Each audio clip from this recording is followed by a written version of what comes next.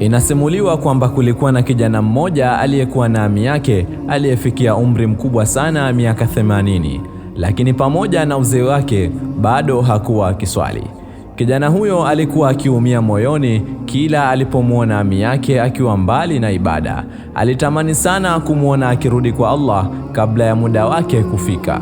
Siku moja akamwendea kwa upole sana, akakaa karibu naye, kisha akasema, ewe ami yangu, umewahi kusikia kisa cha mtu aliyekimbizwa na simba katika misitu ya Afrika? Mzee akatikisa kichwa na kusema, hapana, nielezee. Kijana akavuta pumzi, kisha akaanza simulizi yake. Kulikuwepo na mtu mmoja aliyekuwa akisafiri katika misitu ya Afrika. Ilikuwa ni misitu yenye mandhari ya kuvutia sana, miti mirefu iliyofunika mwanga wa jua, ndege wakitoa sauti za kupendeza na harufu ya maua ikipeperushwa na upepo mwanana. Mtu huyo alikuwa akitembea huku akivutiwa na uzuri wa mazingira, moyo wake umejawa na starehe na utulivu.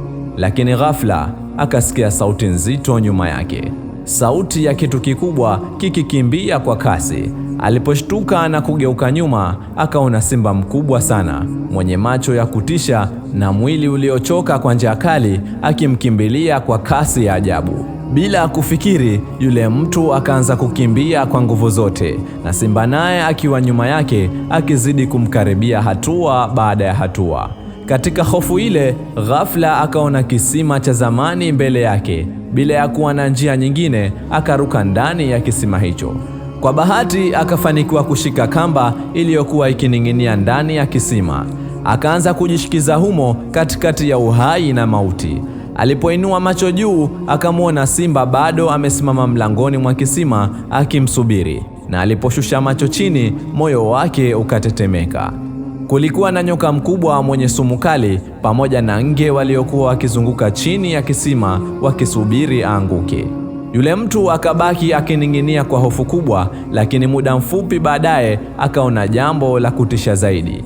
Panya wawili wakaanza kupanda juu ya ile kamba, mmoja alikuwa mweusi na mwingine mweupe. Wakaanza kuitafuna kamba pole pole. Yule mtu akaanza kuitikisa kamba kwa nguvu ili kuwafukuza. Kadiri alivyotikisa, mwili wake ukaanza kugonga kuta za kisima, na alipogonga upande mmoja akahisi kitu laini chenye unyevu. Alipotazama vizuri akagundua kuwa ilikuwa ni asali ya nyuki. Akaramba tone moja, akahisi utamu mkubwa sana, kisha akarudia tena na tena, mpaka kwa muda mfupi akasahau kabisa simba aliyekuwa juu, nyoka waliokuwa chini, na hata kamba iliyokuwa ikikatika. Akasahau kila kitu kwa sababu ya utamu wa asali. Lakini ghafla kamba ikakatika. Yule mtu akaanguka ndani ya kisima, na hapo maisha yake yakafika mwisho.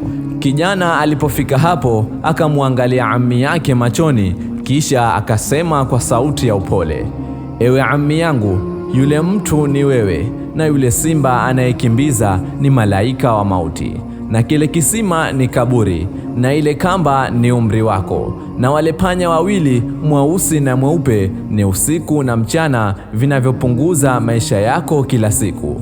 Mzee akanyamaza kwa muda, kisha akauliza kwa sauti ya chini, na ile asali je? Kijana akasema, hiyo ndiyo dunia. Utamu wake umetufanya tusahau kwamba mbele yetu kuna mauti, kaburi na hisabu. Kisha akamshika mkono ami yake na kumwambia, ewe ami yangu, muda uliobaki bado upo, mrejee Allah kabla mlango haujafungwa. Hakika ya Allah husamehe yaliyopita kwa mwenye kutubia kwa kweli.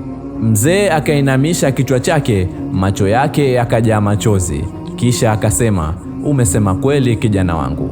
Siku iliyofuata yule kijana alipofika msikitini, akamwona ammi yake kwa mara ya kwanza amesimama katika safu za swala. Moyo wake ukajaa furaha kubwa, akamkumbatia na kumbusu kichwani, huku machozi yakimtoka kwa furaha.